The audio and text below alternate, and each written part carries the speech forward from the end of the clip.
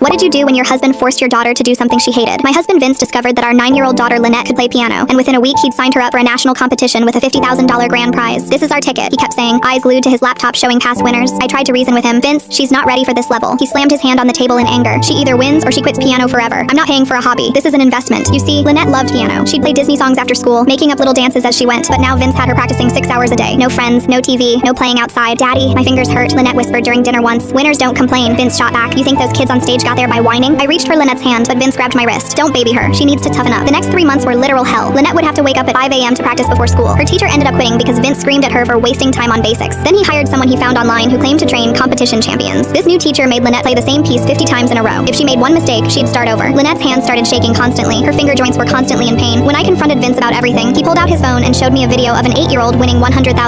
You want Lynette to be a failure? Is that what you want? I tried taking Lynette to the doctor, but Vince had removed me from her insurance decisions. I handle her medical needs now, he said. I begged him to let her have just 1 day off. The competition is in 2 weeks, he screamed. You want to throw away $50,000? As days passed, Lynette stopped smiling entirely. She'd sit at the piano like a robot, playing the same advanced piece over and over. Her little fingers could barely reach all the keys. One night, I found her trying to tape her fingers straight because they hurt too much to bend. Mommy, if I win, will Daddy be happy? She asked. Will he let me stop? My heart shattered. I held her while she sobbed. It's okay, sweetheart. That's when Vince found us and yanked Lynette away from me. Stop filling her head with weakness. She has to practice. I knew this couldn't go on, and I knew I had to do something soon or risk losing my daughter. The day of the competition arrived. There were 500 kids from across the country, and Lynette was the youngest in her division. When we were backstage, I comforted her because she kept throwing up from all the nerves. Vince didn't care at all. It's just stage fright. She'll be fine. I cleaned her face and held her close. Other parents stared as Vince paced, calculating the prize money out loud. That's when I finally made my decision. I knelt down to Lynette's level and whispered in her ear, "Sweetheart, when you get on that stage, I want you to play whatever makes you happy. Forget the competition. Play something that makes you smile." Her eyes widened. "But Daddy won't trust me," I said. "Play from your heart. Play badly if you want. Just be yourself." Lynette walked onto that massive stage, looking tiny in her formal dress. She sat at the grand piano and looked at me. I nodded back. Then she took a deep breath and started playing Let It Go from Frozen, but she played it badly, really badly. Wrong notes everywhere, completely off rhythm, but she was smiling. For the first time in months, my daughter was smiling. She even started singing along quietly, forgetting hundreds of people were watching. The judges looked confused. The audience shifted uncomfortably as the terrible music assaulted their ears. Vince turned white, then red, then purple, and I swore I saw fumes coming out of his head. She finished with a flourish, stood up, and actually took a bow. The scattered, confused applause was the most beautiful sound I'd ever heard. Vince exploded in the parking lot. "You told her to do that." He was right, but I didn't care anymore. 3 months of my time, my money. I lost $50,000 because of you. He grabbed Lynette's shoulders. "You're done with piano. Done. I'm selling it tomorrow." That's when Lynette said something that changed everything. "Good," she said, looking him straight in the eye. "I hate piano now. You made me hate the thing I loved most." She pulled out her little notebook where she used to write songs. "I wanted to compose music when I grew up, like the Disney movies, but now I can't even listen to piano without feeling sick." She threw the notebook in the trash. "Thanks for ruining my dream, Daddy." The silence that followed was deafening. Even Vince seemed stunned.